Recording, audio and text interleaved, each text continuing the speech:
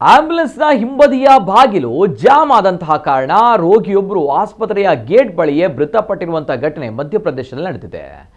ಸರ್ದಾರ್ ವಲ್ಲಭಭಾಯಿ ಪಟೇಲ್ ಜಿಲ್ಲಾ ಆಸ್ಪತ್ರೆಯಲ್ಲಿ ನಡೆದಿರುವಂತಹ ದುರ್ಘಟನೆ ಇದು. ತೀವ್ರ ಅನಾರೋಗ್ಯದ ಸ್ಥಿತಿಯಲ್ಲಿದ್ದ 67 ವರ್ಷದ ರಾಮ್ ಪ್ರಸಾದ್ ಎಂಬುವರನ್ನ ಆಂಬ್ಯುಲೆನ್ಸ್ನಲ್ಲಿ ಸಾತ್ನಾದ ಜಿಲ್ಲಾ ಆಸ್ಪತ್ರೆಗೆ ಕರೆದೊಯ್ಯಲಾಯಿತು. ಆಸ್ಪತ್ರೆ ಗೇಟ್ ತಲುಪಿದ ನಂತರ ಆಂಬ್ಯುಲೆನ್ಸ್ನ ಹಿಂಭಾಗ ಬಾಗಿಲು ಜಾಮ್ ಆಗಿತ್ತು. ಬಾಗಿಲು ತೆರೆಯಲು ಸಾಕಷ್ಟು ಸಮಯ ತೆಗೆದುಕೊಂಡಿತ್ತು. ಅಂತಿಮವಾಗಿ ಬಾಗಿಲು ತೆರೆದು ರೋಗಿಯನ್ನ ಹೊರತೆಗೆಯುವಷ್ಟರಲ್ಲಿ ಅವರ ಪ್ರಾಣ ಪಕ್ಷಿ ಹಾರಿ ಹೋಗಿತ್ತು. ವೈದ್ಯರು ರೋಗಿಯು ಆಸ್ಪತ್ರೆಗೆ ತಲುಪುವ ಮೊದಲೇ ಮೃತಪಟ್ಟಿದ್ದಾರೆ ಎಂದು ಘೋಷಿಸಿದರು. ಈ ಸಂಬಂಧ ಜಿಲ್ಲಾ ಸಂಯೋಜಕರಿಗೆ ನೋಟಿಸ್ ನೀಡಿದ್ದು ತನಿಖೆ ನಡೀತಾ ಇದೆ.